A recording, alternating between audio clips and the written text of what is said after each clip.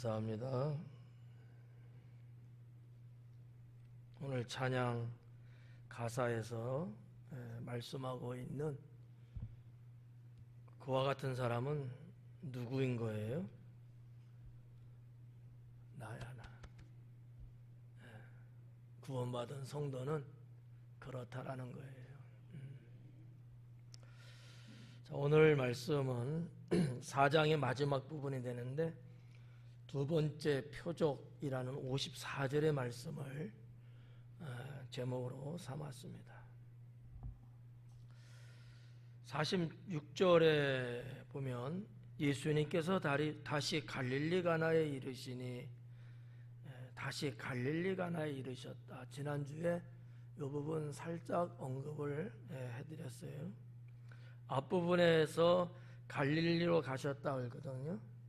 근데 여기 46절에는 갈릴리 가나 해갖고 좀 더 자세한 지명을 이야기를 하신 거죠. 앞부분에서의 갈릴리는 큰 의미의 갈릴리 지방 전체를 말하는 건데 46절은 그 중에서도 가나라고 하는 도시를 이야기를 했어요. 그러면 예수님께서 예루살렘에서부터 쭉 올라가시면서 들리는 이 과정, 이 경과를 놓고 보면은 앞에서 말한 갈릴리는 전체를 말한다고 볼 수도 있겠지만 나사렛이라고 보는 것이 타당할 것이다, 이렇게 말씀을 드렸던 거죠. 자, 오늘은 이제 그 갈릴리의 가나에 이르셨다 그래요. 전에 물로 포도주를 만드신 곳이라. 여러분들도 가나의 하나님의 그 표적, 예수님이 물 가지고 포도주를 만드신 이 표적은 너무나 잘 알고 있는 말씀일 거예요.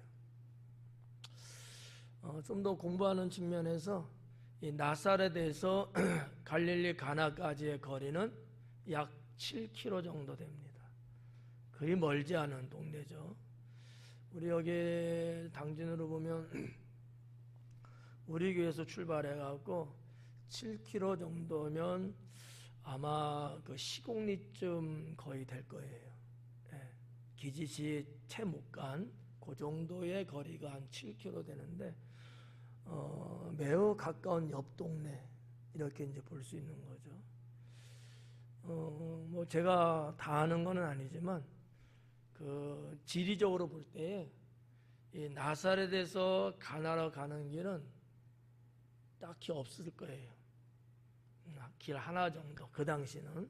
지금이야 뭐 여기저기 있겠죠. 그래서 이 나사렛에서 가나를 거쳐서 가나가 조금 더 높은 곳에 있어요. 좀 오르며 가다가 다시 또 밑으로 내려가면서 가는 길이 가버나움이거든요. 가버나움으로 가는 왼쪽 길이 있고 오른쪽으로 가면은 디베라라고 하는, 디베라 바다 그런 말이 있잖아요. 디베라로 가는 길이 이렇게 갈림길이 하나 있는데 어쩌든지 간에 그쪽 갈릴리 호수 쪽으로 가려면 가나라고 하는 것을 거칠 수밖에 없는 거죠. 아마 예수님도 당시에 많은 사람들이 지나다녔던 그 길을 따라서 갔을 거라고 생각을 합니다. 자, 이렇게 가까운 거리에 있는 가나인데 예전에 한번 예수님이 여기에서 사역하시면서 첫 번째 표적을 보이셨던 곳이었고 오늘은 이제 두 번째가 될 수가 있겠습니다. 여기 46절에 보니까 왕의 신하가 있어 그의 아들이 가버나움에서 병들었더니 그래요. 자, 왕의 신하가 있다 그래요. 이게 뭐 원어적으로 보면 왕의 신하라고 번역할 수도 있고 왕의 뭐 어떤 좀 부속되는, 왕에 의해서 어떻게 살아가고 있는 어떠한 사람, 이런 사람을 말하는 단어로 되어 있는데 성경학자들은 신하일 거다 이렇게 보기도 하고, 아니면 또 이 왕이 누구냐면 헤롯 안디바거든요. 그러니까 우리나라 말로는 이제 안디바고 좀 외국말 그리스라든지 영어권이 이렇게 말할 때 안티파스라고 이렇게 말을 하거든요. 안티파스나 안디바는 똑같은 인물이에요. 언어의 차이일 뿐이니까. 이 왕은 이제 헤롯 안디바였는데 그의 뭐 군대 어떤 뭐 장관급이라든지 등등의 어쨌든 간에 왕의 신하에 해당되는 어떤 사람이라고 볼 수가 있겠습니다. 그 신하가 있는데 그의 아들이 가버나움에서 병들었다 그래요. 그러면 이 왕의 신하는 어디에 살고 있었을까? 가나에 살고 있었나? 그러진 않을 거예요. 아들이 살고 있다는 가버나움에 역시 이 신하도 있었을 거예요. 왜냐하면 안디바가 그 당시에 지배했던 다스렸던 지역이 갈릴리 지방하고 또 요단강 동쪽에 해당되는 베레아 지방하고 거의 두 지방을 이렇게 이 안디바가 다스리고 있었거든요. 원래 그 헤롯 안티파스라고 하는 그 헤롯 대왕이라고 말해야 되겠죠. 그게 쉽겠죠. 성경에 나오는 헤롯, 예수님 당시의 헤롯 왕, 그게 이제 아버지 왕인데 BC 4년에 죽어요. 예. 그러고 나서 4명의 자식들한테 이스라엘 팔레스타인이라는 이 전체를 분할을 해갖고 다스리게 합니다. 물론 이것도 당시 로마의 허락을 받고 이제 한 것이죠. 그의 아버지 헤롯은 로마 황제로부터 신임을 꽤나 받았던 사람이에요. 원래 왕이 될 수 있는 그런 사람은 아니지만 어쨌든 신임이 두터웠어요. 돈도 많이 좀 주기도 하고 또 충성심도 있고 등등으로 하다 보니까 이 사람을 팔레스타인을 다스리게 하면은 오히려 로마 제국이나 내 집정하는 기간 동안에 유익하겠구나 이런 생각을 하고 맡겼던 것이죠. 근데 이제 혼자 주진 않았고 아버지는 혼자지만 아버지 죽고 난 다음에 자식들에게 나누어서 지역별로 다스리게 했습니다. 이 헤롯 안디바는 그때 BC 4년에 물려받은 이후로 한 AD 한 39년 정도까지는 쭉 다스려 거의 40년 정도는 나라를 다스렸죠. 그러다가 쫓겨나고 41년 AD 41년쯤 돼서는 오히려 유대 지방을 다스렸던 왕에게 그 땅까지도 다 이렇게 로마에서 다스리게끔 했던 이런 역사적인 것이 있는데, 자, 아무튼 이 안디바가 가나에 과연 있었겠느냐? 그럴 리는 없죠. 왜냐하면 그 갈릴리 지방에서 가장 그래도 큰 도시가 가버나움이었거든요. 그리고 아주 옛적에 마태복음이었을까 마가복음이었을까 강의할 때 이 가버나움은 경제적인 것도 있지만 군사적인 요충지였고 실제적으로 로마 군대가 거기 주둔하면서 이 북방의 경계를 담당을 했던 그런 어떤 군사 요충지거든요. 그러니까 요즘으로 말하면 아마 사단급 정도는 가버나움에 주둔했을 거예요. 그렇다고 보면 왕이나 신하들은 이 가버나움 어딘가에 분명히 살았을 것이다, 이렇게 추측할 수 있고요. 이와 같은 추측은 근거 없는 건 아니고 고대 역사서를 이렇게 쭉 보면은 거기에 나와 있는 내용이기도 하죠. 자, 근데 거기에 신하예요. 근데 그에게 아들이 있는데 이 아들이 지금 병이 들었다 그래요. 여기도 병이 들었다 알고 또 47절에도 병을 고쳐 주소서 그리고 그 밑에도 보면은 병이라는 단어가 계속 나오고 또 열이 난다고 하기도 하고 이런 얘기들이 나오거든요. 그러면 이 병은 어떠한 병일까? 열 나는 병인 것 같아요. 병 들었는데 열이 그쳤다 이런 말을 하잖아요. 쉽게 말해서 열병에 걸렸던 것 같아요. 말라리라든지 옛날 고대 사회 이 사마리아 팔레스타인 광야 사막 지방에만 유독 번지고 있었던 그런 어떤 이 풍토병이죠, 일종의. 병이 있는데 지금도 여러분 열병에 잘못하면 사망합니다. 뭐 그 시대는 그냥 거의 죽는다고 보는 것이 기정사실이었거든요. 자, 이런 상황을 맞이한 아버지죠. 이 가나에서 가버나움의 거리, 상당히 먼 거리예요. 대략 한 32km에서 35km 정도 되는 꽤나 먼 거리예요. 이따가도 한번 이 부분을 말씀을 드릴게요. 47절에 보니까 그가 예수님께서 유대로부터 갈릴리로 오셨다는 것을 듣고 가서 청하되 내려오셔서 이렇게 이야기합니다. 여기 보니까 오셨다는 것을 들었대요. 갈릴리로부터 오셨다는 소식을 들었다는 거지. 근데 뭐 소식 들은 거하고 아들이 죽게 된 상황에 그 아버지가 약 32km, 35km 되는 그 거리를 온다는 거하고 여러 가지 정황을 봤을 때 이 왕의 신하는 이미 이전에 예수님에 대한 소문은 듣고 있었다라고 볼 수 있는 거죠. 아마 뭐 군사적으로 보면 예수님에 대한 정보가 이미 안디바 그 안에 이미 많이 들어가 있었을 거예요.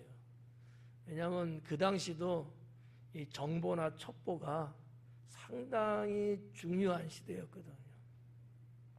지금이야 뭐 과학적이고 어떠한 그 전략적인 무기로 봤을 때 상당히 발달한 시대라서 뭐 그렇지만 그 시대는 그러진 않았거든요. 결국은 사람들이 발로 움직이고 사람 만나고 동네 사람들이 주고받는 대화 이야기를 전부 다 기록해서 보고를 하고 그런 거를 근거로 해서 국정을 운영한다든지 아니면 군사에 필요한 것들을 마련한 이런 시대였거든요.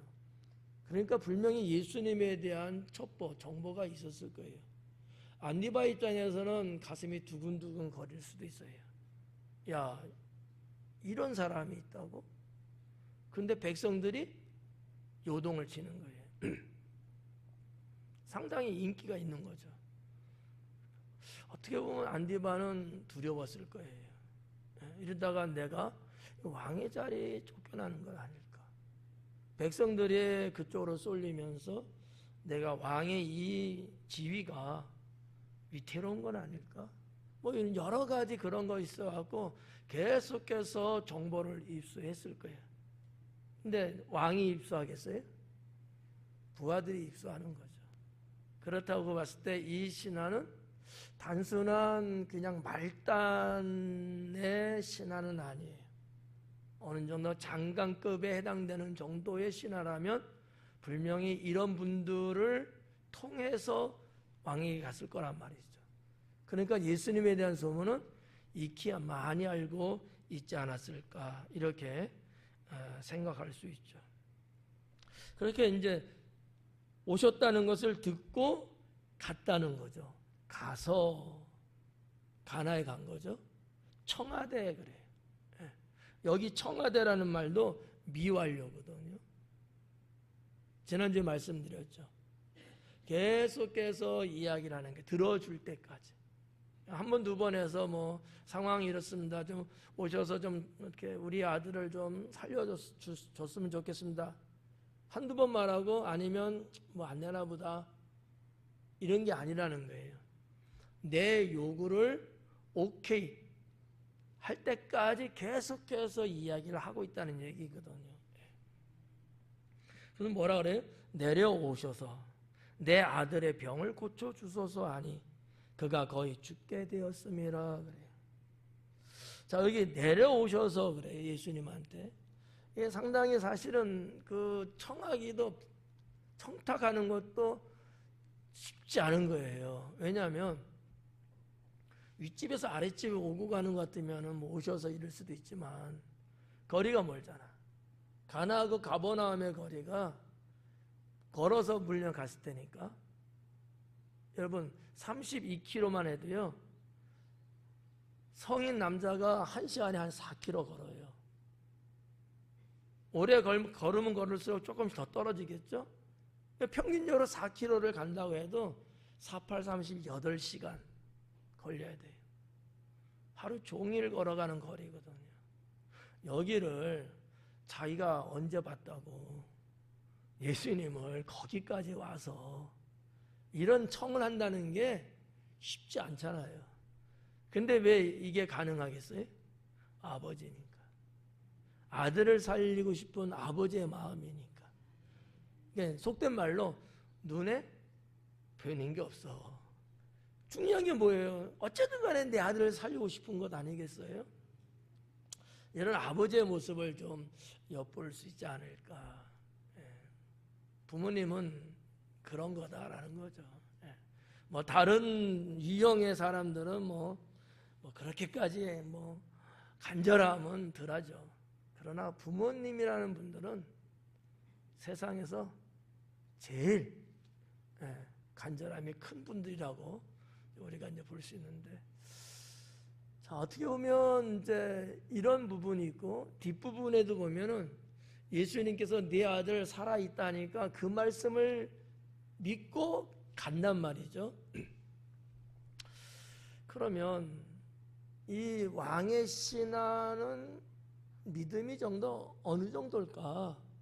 자, 우리가 이제 마태복음, 마가복음, 누가복음에 나오는 백부장의 믿음에 대한 이야기가 있어요. 백부장은 신하가 병들었을 때, 종이 죽어갈 때 청하는 문제였거든요. 근데 예수님이 그래 가서 내가 갈게 그랬단 말이죠. 그런데 아니, 오지 마세요. 감당 나는 못합니다. 그냥 말씀만 하시면 낫겠습니다. 이랬단 말이지. 이 믿음이 대단하다고 이제 예수님은 칭찬을 하셨어요. 근데 거기에 비해서 이 왕의 신하는 그게 아닌 거야. 와달라고 하는 거야.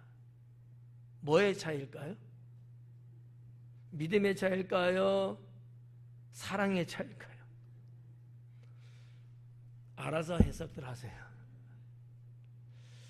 근데 믿음의 차이는 아니고 이 왕의 신하는 아들이기 때문에 그러지 않았을까?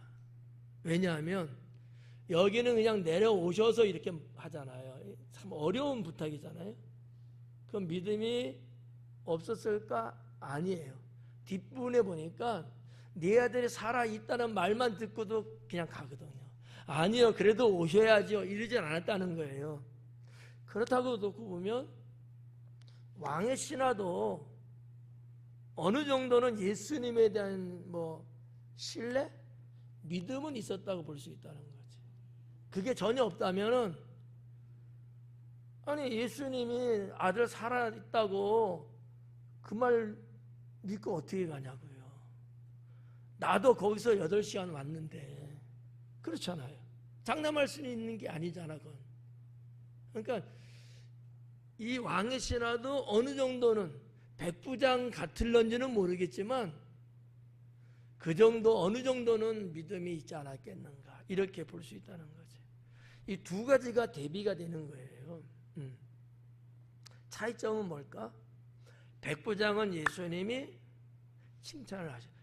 이만한 믿음을 본 적이 없다. 칭찬을 했고, 이 왕의 신하에 대해서는 그런 말씀은 없어요. 이런 어떠한 그냥 비교해 보시라는 거예요. 단지 하나 여기서 아버지의 마음, 아버지의 사랑, 여기서 이것을 우리가 볼 수 있는 거죠.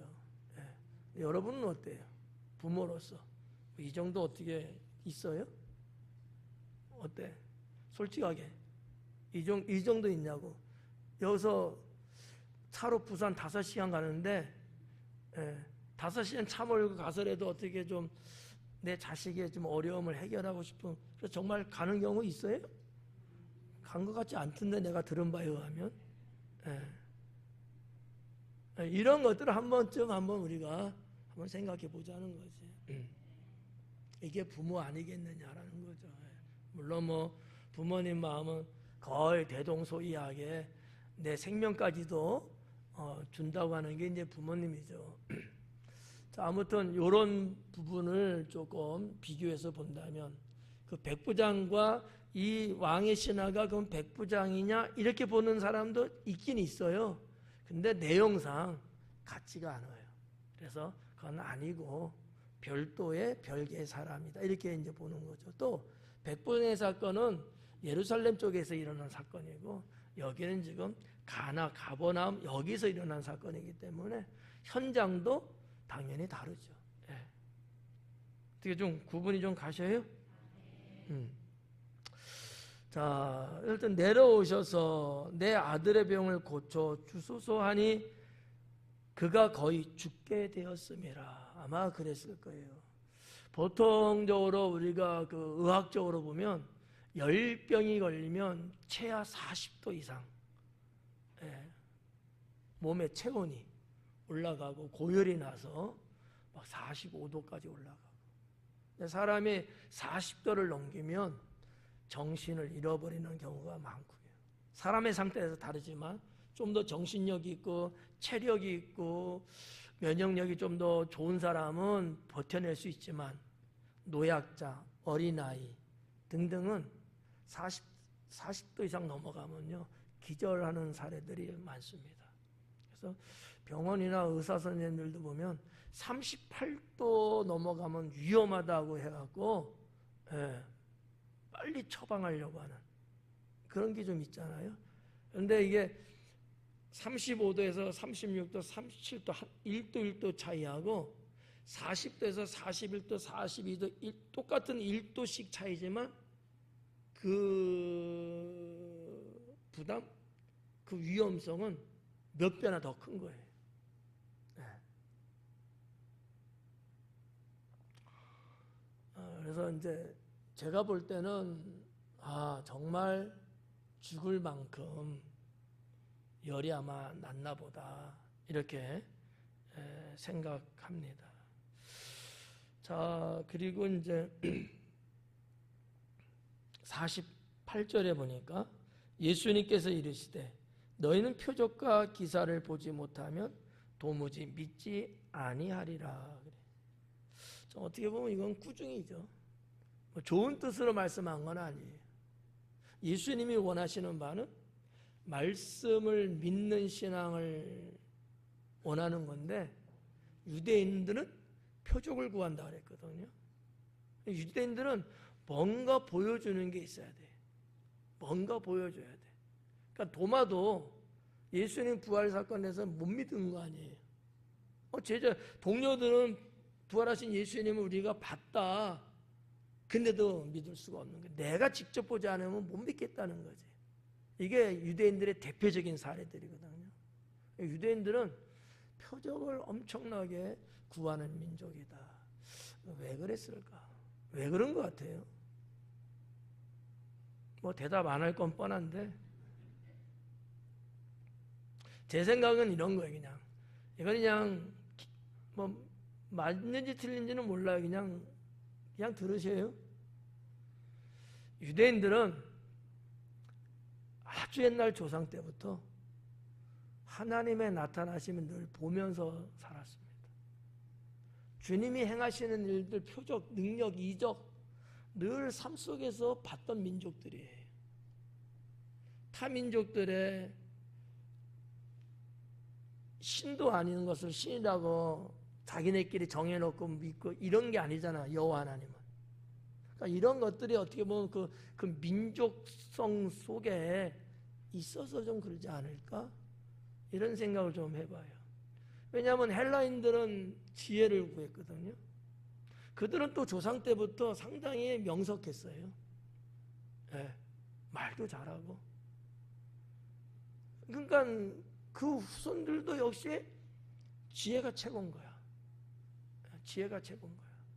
그러니까 이런 어떠한 고대 사회의 DNA가 그대로 후손들에게 물려지면서 나도 모르게 그냥 그러는 것들일 수도 있겠다.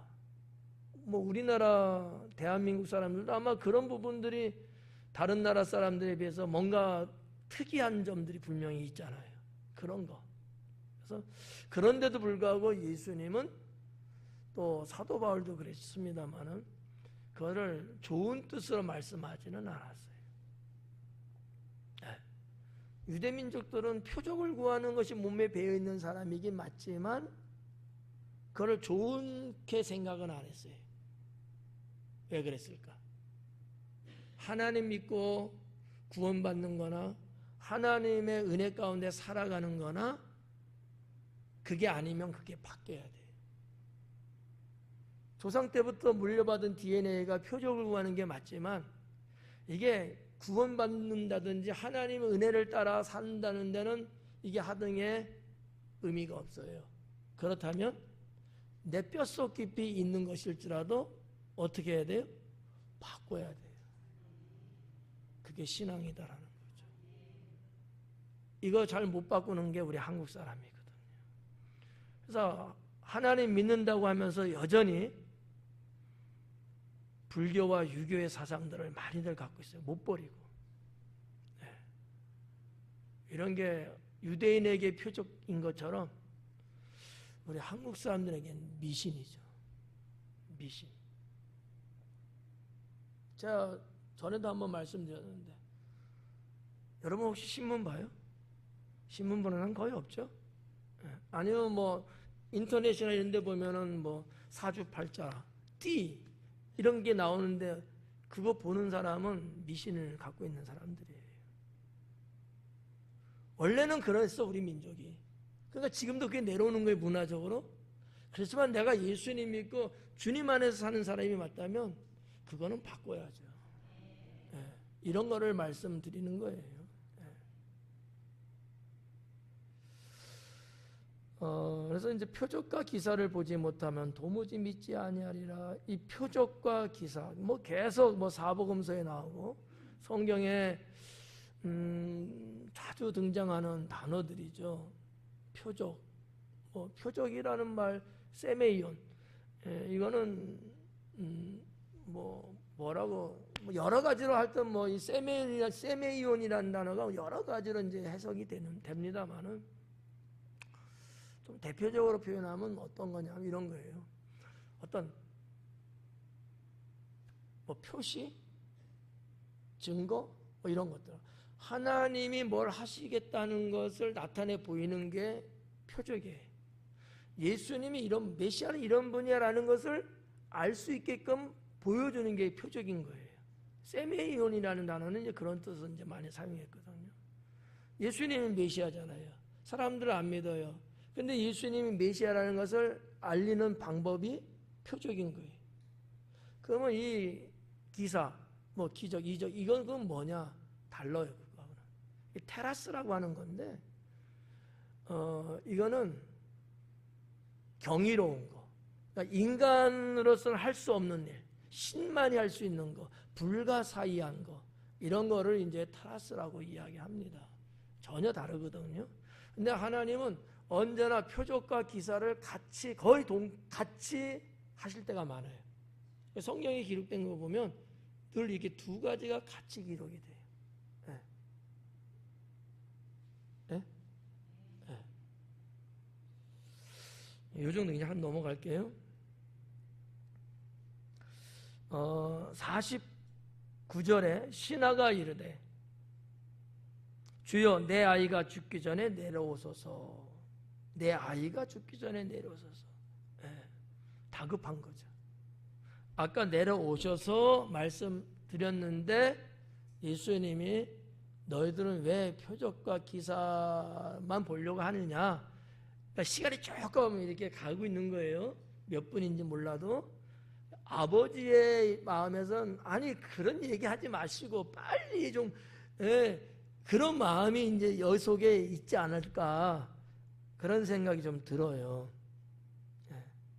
아니 주님 내가 죽기 전에 가셔야 되잖아요. 여기서 지체할 게 아니잖아요. 뭐 이런 어떤 간절함.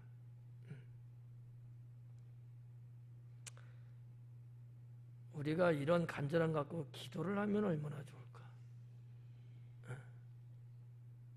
눈물을 흘리고 뭐 잘은 몰라도 성경의 기록은 안 됐지만 이 아버지는 아마 울음 섞인 말로 말하지 않았을까? 예수님이 50절에 가라, 네 아들이 살아있다 하시니, 여기서 살아있다, 살다라는 단어, 이것도 역시 현재형으로 되어 있습니다. 현재 능동태형으로 되어 있는데 살아있대요. 이 말씀을 하시는데 그 사람이 예수님께서 하신 말씀을 믿고 가더니, 이런 게 이제 사도 요한만의 좀 특별한 어떠한 그 특징이라고 볼 수 있는 거죠. 좀 자세하게. 그리고 사도 요한은 다른 어떤 많은 것도 있지만 그 중에서도 가장 집중적인 게 뭐냐? 말씀이었다는 거죠. 요한남성교회 헌신 예배 드릴 때도 제가 이 부분 말씀드렸잖아요. 사도 요한의 특징적인 부분, 말씀을 중심으로 하는, 예수님을 중심으로 하는 이런 부분, 여기 요한복음에도 이런 부분들이 그냥 하신 말씀을 믿고 갔다, 하신 말씀을 듣고 갔다, 이렇게 되잖아요. 근데 요한은 믿고 갔다는 거예요. 이 얘기인즉 이 성경 요한복음을 보는 독자들에게 뭐를 강조하고 싶은 거였겠어요?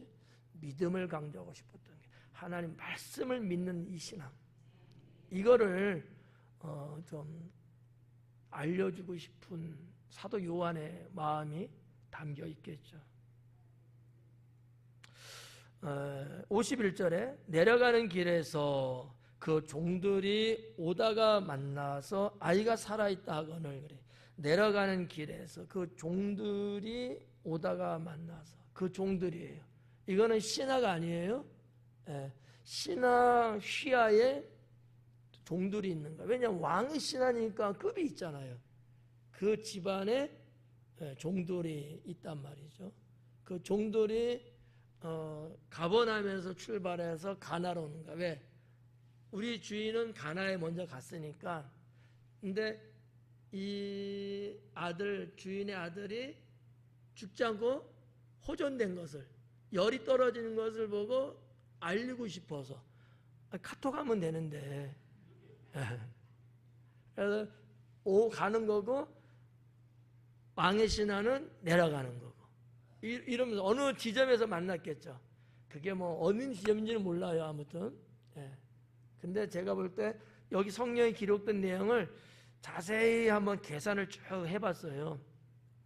해봤을 때 아마 가버나움에서 출발한 지 한두 시간 정도밖에 안 된 위치 정도가 아닐까, 이렇게 좀 계산이 돼요. 자, 한번 보도록 하죠.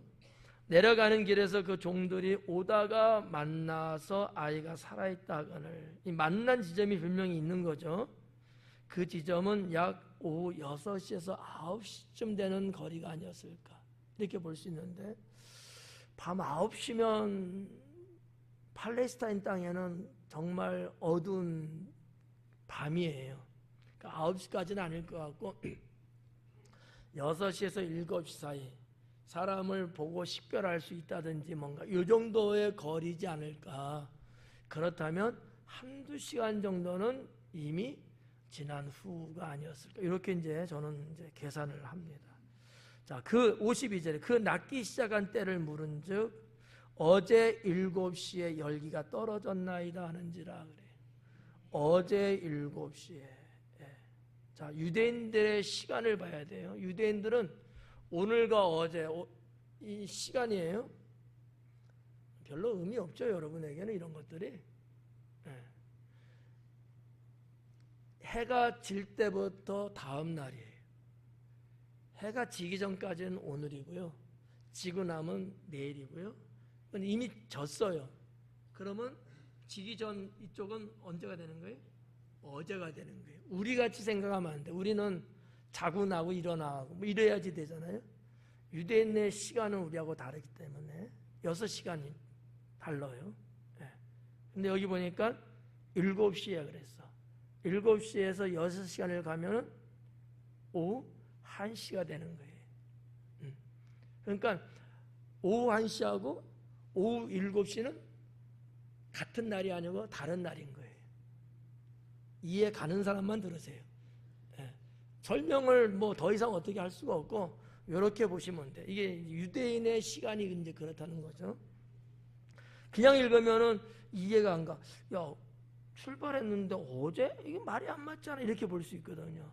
이건 유대인의 시간을 모르는 사람이 이 성경을 보기 때문에 이제 그러는 거고. 예. 그래서 어제라는 것은 유대인들의 시간을 좀 보시고 7시니까 그러면 오후 1시쯤 되고요. 1시인데 걸어가는 시간이 8시간 걸리는 거리예요. 그럼 어느 정도 쭉 간다고 했을 때는 날이 해가 졌다는 얘기야. 그 지점에서 이 오는 종들하고 만난 거예요. 좀 이해가 갔으면 좋겠어요. 네. 뭐 누구한테는 어려운 얘기일 수도 있어. 근데 하여튼 뭐 그런 시간에 대한 얘기예요. 그때의 열기가 떨어졌나이다 그래요. 그랬더니 53절에 그의 아버지가 예수님께서 네 아들이 살아있다 하신 말씀하신 그때인 줄 알고, 가만히 생각하니까 시간으로 계산해 봤을 때 그때구나. 예수님이 내 아들이 살아있다라고 말한 그때에 우리 아들의 몸에서 열기가 빠져나갔다는 얘기예요. 그러니 여러분, 이 아버지의 그때 이 마음, 심정은 어땠을까? 뭐 날아갈 것 같고 뭐 환호를 지르고 뭐 엄청나지 않겠어요? 어쨌든 열병은 열이 떨어지면 낫는 병이야. 열이 계속해서 안 떨어지고 생기기 때문에 문제거든요. 열이 떨어진 거야. 몇 도로 떨어졌대요? 그거는 모르지만 이 가솔들, 식구들이 봤을 때 열 떨어지는 것이 느껴질 정도니까 이 기쁜 소식을 알려고 정도로 이제 주인한테 이제 갔던 거죠. 자, 그때인 줄 알고 자기와 그 온 집안이 다 믿으니라. 여러분, 성경 말씀 이런 거 생각나요? 주 예수를 믿으라.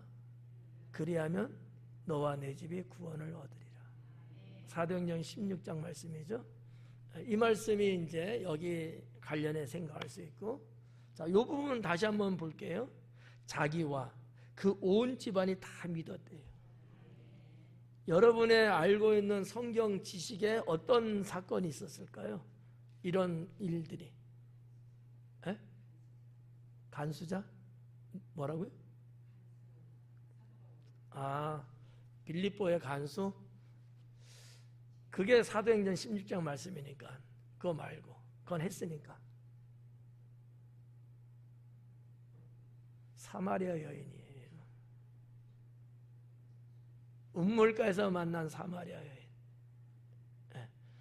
자기가 예수님이 메시아라는 것을 알고 동네 가서 복음 전하고 다 그 동네 사람들이 믿게 하잖아요.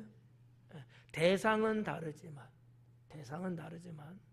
여기도 자기만 믿는 게 아니고 자기 온 식구들을 다 믿겠다는 거죠.